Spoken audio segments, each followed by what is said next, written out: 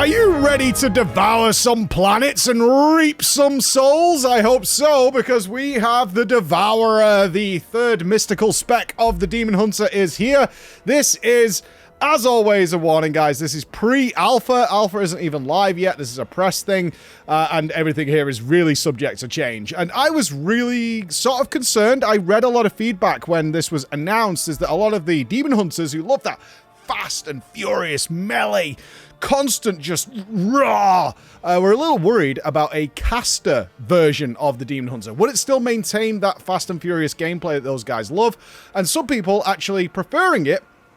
I did ask nice memes about this from the Echo team, Echo's Demon Hunter, and he was like, he doesn't really care. As long as it's a Demon Hunter, it's providing that wonderful Chaos brand debuff, as you can see it does. He doesn't care what he's going to play, and some people actually preferring that a caster option is available here. Some bosses very melee unfriendly, and a Demon Hunter is kind of a required class, right? And it's one of those things that's like, well, if we can't bring a Havoc, we're going to have to bring a Vengeance, and that's not very fun. Can we slot another caster in there? So, how does it play? You'll notice that, yes, I have some spells on my bars. Not many.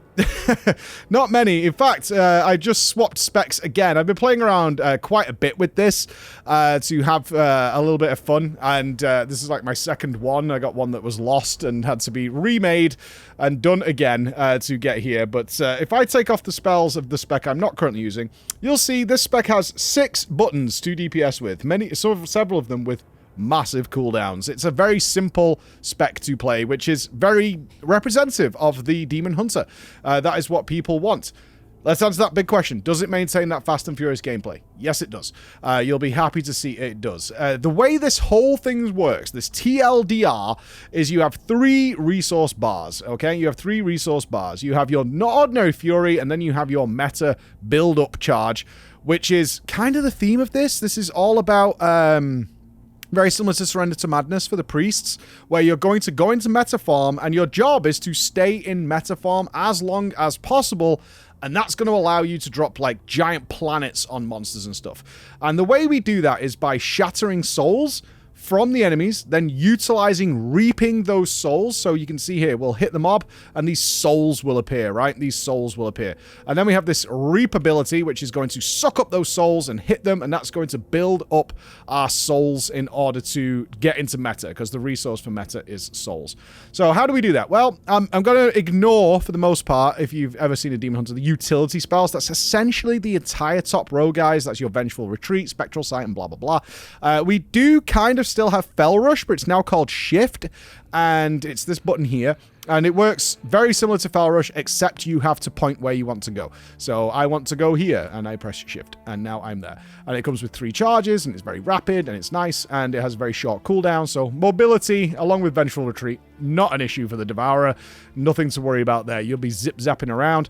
A lot of the spells you'll recognize, but they're renamed. So Chaos Nova is now Void Nova. Eye-Beam is now Void Ray.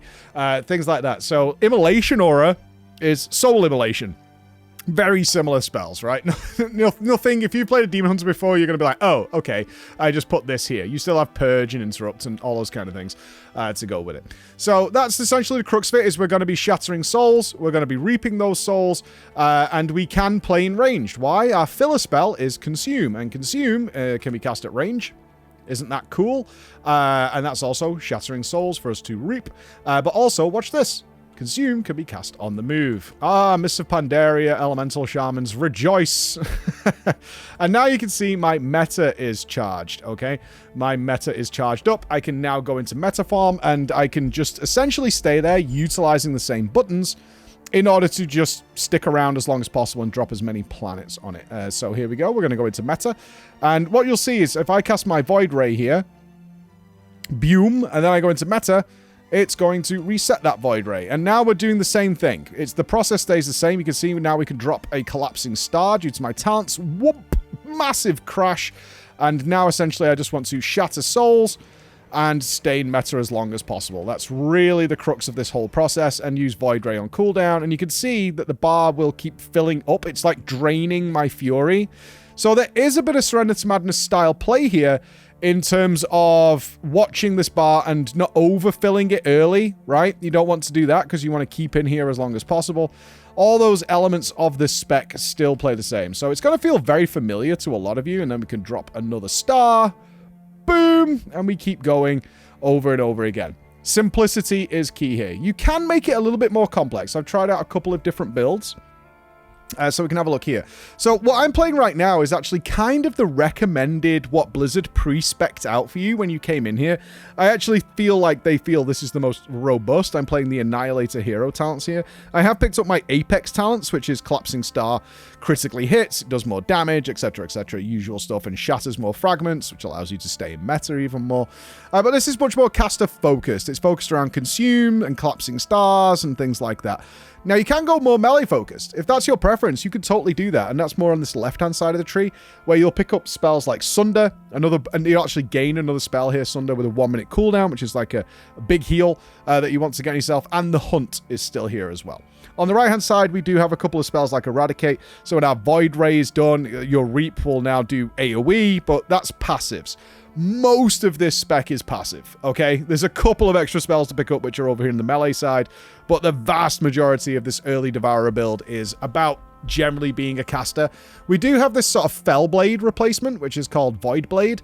This will, similar to Fellblade, charge you into the enemy, get you back in there, so you will do some melee hits, but obviously you can see when you're consuming, you're not doing any melee. Like, that's not happening. There's no white damage coming out there while you do these things.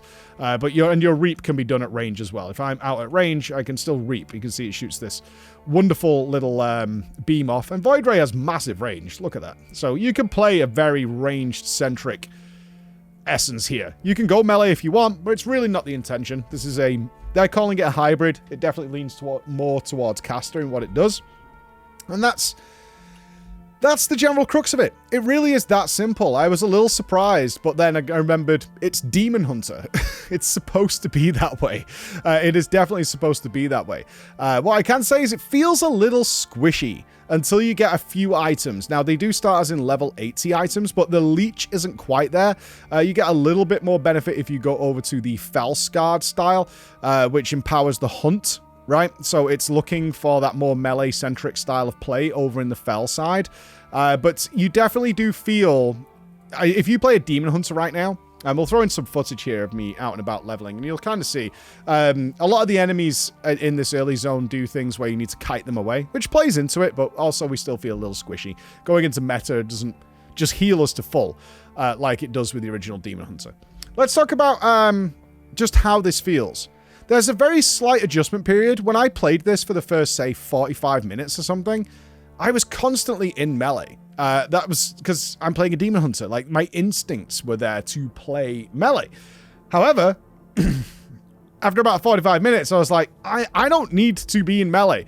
And I can move and cast. I can literally kite these mobs forever. So I did die a few times earlier on playing this like more melee focused build, even like popping blur, stunning everything. And I was like, God, this feels a little weak. I'd already played Shadow Priest and that felt way more robust. And then I was like, what was the difference? I was like, well, I was a caster. I was like, wait a minute. Devourer is kind of a caster. And then I swapped over and I was like, oh, okay. This totally works out exactly as I thought it did. My personal gut feeling with this is if you enjoy Demon Hunter now, or you don't really like some of the more complex things that are coming with some of the casters, you know, warlocks and stuff like that, then this is probably going to favor you very, very well, because you have just phenomenal utility, great AoE stuns, all those kinds of things, while still getting the benefit of being able to drop out of melee whenever you want and actually go into that caster mode. If we come back a little bit, though, if we come back to actually our little training area here in Mr. Pandaria, which I think is beautiful, which is why I chose it. That does not mean the simplicity of the gameplay means it doesn't have depth. That's absolutely not the case. I want to be clear on that. What I've noticed through the talent tree, lots of possibilities here for min-maxing, which I think is important with any spec that presents itself as being relatively simple, is that actually there's a lot of depth there once you get used to it. Like, you can get away with, and Blizzard said this several times, they want you to be able to do like 70 to 80% of the class potential damage just by sort of whacking what lights up. But the extra 20% that separates the good from the bad, that's what's going to require a little bit of brain power going into what you're doing and being very comfortable with your spec. And that does exist here. There's lots of talents that create these really sort of short-lived windows of massive damage that require a little thought going in. Like, do I want my... I'm going to keep calling it immolation aura, but soul immolation. I want my both charges when I go into... Or I want it to appear sort of like 20 seconds into my meta, because that's going to allow me to get more reaps, which is going to allow it to extend even further, because it increasingly tries to drag you out of being in metamorphosis. There's lots of little windows here, if I can find them, which gives you like an extra 12 seconds of bonus damage. Here they are. So the damage of Void Blade and Hungering Slash and Void Step are increased by 10%. And then, where are you? So you have Hungering Slash, which I'll show you here. I'll get rid of these basics here. These are the extra buttons that are more on the melee side of things. This is where it'll transform your Fellblade ability, your Void Blade, into a spell that also does massive amounts of cleave damage, if you can line it up. So when I do this, you can see now it's changed into the Hungering Slash, which means I can now pull off some big AoE. Setting that up is an important deal. Going into the Hunt also does the same thing and resets its cooldown, allowing for that various burst to come out. You pair that up with some other things, like double reaps, you're going to do huge, huge, huge amounts of damage. These are the elements that are going to allow people with the want and desire to get depth and to really start doing a lot more damage to figure out how to do it, right? That's how you want to be able to make yourself better than the others, because you're fully comfortable and you're getting good at it. So don't be under the impression, in summary, that because there's very few buttons, you know what I mean? This is kind of like the most complex build I've put together, because it has 8 buttons with massive cooldowns. Like the Hunt is like 1.5 minutes, the Hungering is 40 seconds, so not something you're going to have to worry about too much. Is that there's... Oh, this is like a baby spec. No, it's going to be simple for you guys to pick up, and it's still got that fast and furious gameplay. You can still get out of trouble very, very quickly. I mean, you can traverse a lot of this platform on a caster, right? Think about mage mobility. You could do that with this spec very, very easily, while still maintaining things like darkness, right? Imprison, AoE stun, Void Novas, things like that, which have range. So you don't need to be like next to the mobs for the Chaos Nova. You can throw it from really, really far away. And at the same time, if you need to go and do what Demon Hunters are spectacular at, which is go and pick up that thing, go and taunt that enemy that's like, oh, there's an enemy right down there, right? This NPC you can see in the distance. Evangelia here requires a taunt, and it's that far away in a raid encounter. I can be there very, very quickly. I can taunt, and I can be on my way back rapidly, right? That took a few seconds to be able to cover that entire distance, which is longer than any raid boss encounter space outside of Dimensius that you're going to be coming across. There you go, guys. I'd be interested to see your thoughts on the initial version of this. Like I said, I've only spent a couple of hours with it. There's more research to be done for sure, but I was so impressed by what they put together. It was well worth getting the initial impressions out of the Devourer. I think it's going to be a welcome addition to the Demon Hunter toolkit. Thank you so much for listening, and stay tuned for more midnight early coverage, my friends. Bye-bye.